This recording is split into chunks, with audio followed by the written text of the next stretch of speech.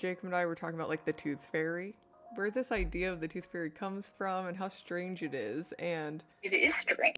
isn't it so weird? And so I just looked it up. I was like, oh my God, where does it come from? Why do we trade children? We trick them, we lie to them and tell them this thing comes. Yeah.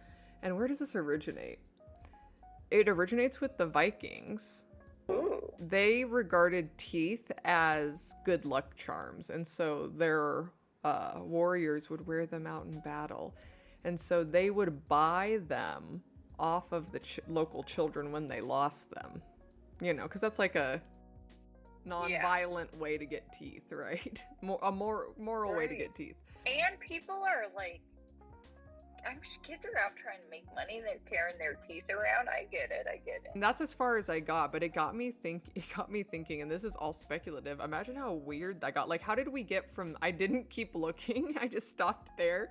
So the rest of this is just speculative, but how did we get from there to the fact that we had to be like, oh, there's this mythical creature called the tooth fairy. You got to put your teeth under there. She needs them and she's going to trade you money for them, which is the same deal.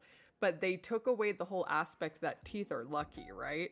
I wonder if these kids caught on to the fact that the teeth were lucky and they're like, why would I give my luck to you? It's not worth the money. And so they started keeping them, and then maybe they had to trick them out of the teeth. But also, kids who need money, were they tearing their teeth out of their faces?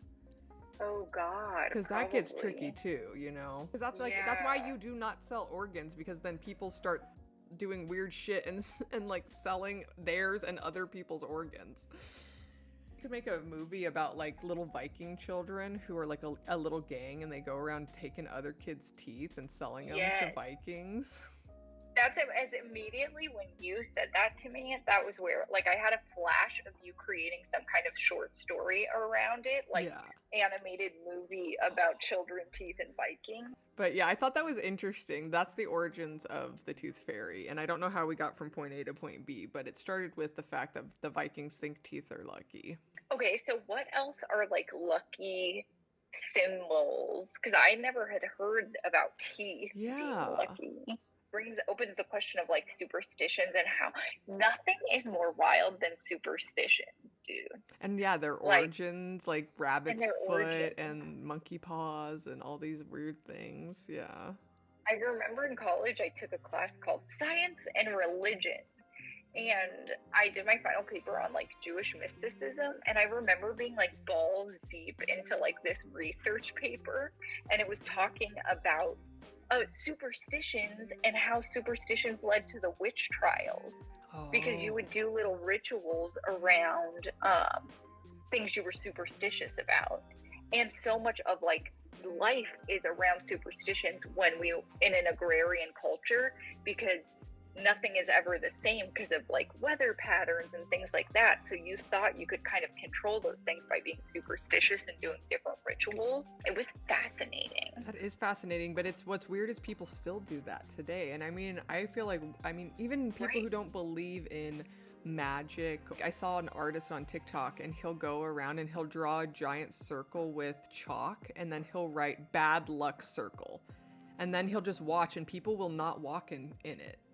Most people, they will not walk in. I think maybe like 99%. You'll have one person who maybe isn't paying attention or does not care.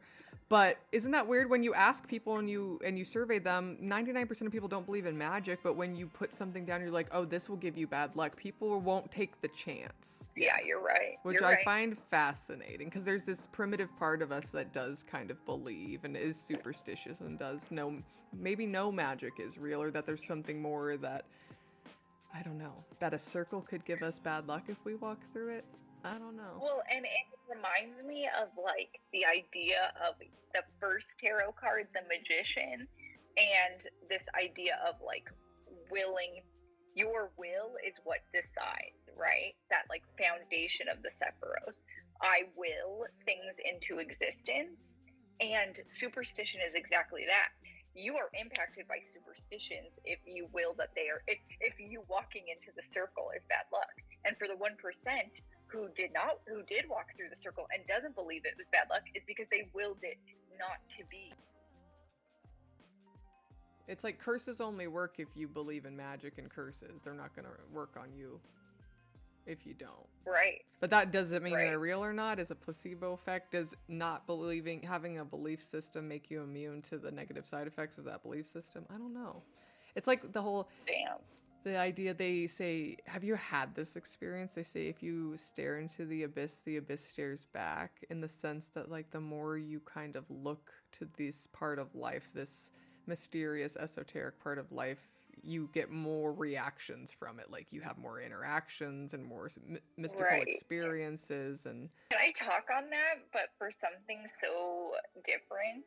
yeah. The fucking forest is that way. It exists until you start staring at it, and then it really starts to exist.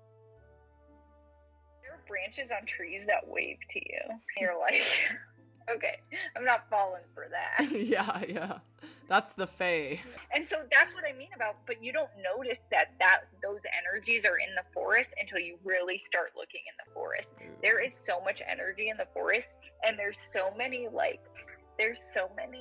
So it's, I'm not going to say a portal, but it's definitely like a thinning of the veil, if that makes sense. What is? The forest. Oh. The forest. Mm-hmm. So like you can definitely like see into other dimensions that are simultaneously here, like omnipresently here. And you can really like see into that if you focus in the forest, because the forest is a very thin part of it. I wonder if that's why people have, throughout time, have had mystical experiences in the forest. They have had run-ins with creatures of different kinds, and all sorts of people who do and don't believe in magic. Thank you all so much for listening to the Spider's Web podcast. If you'd like to follow us on TikTok, you can follow me at Spider Theory, or you can follow The Soul Vacation at The Soul Vacation. Thank you all so much, and we'll see you next time.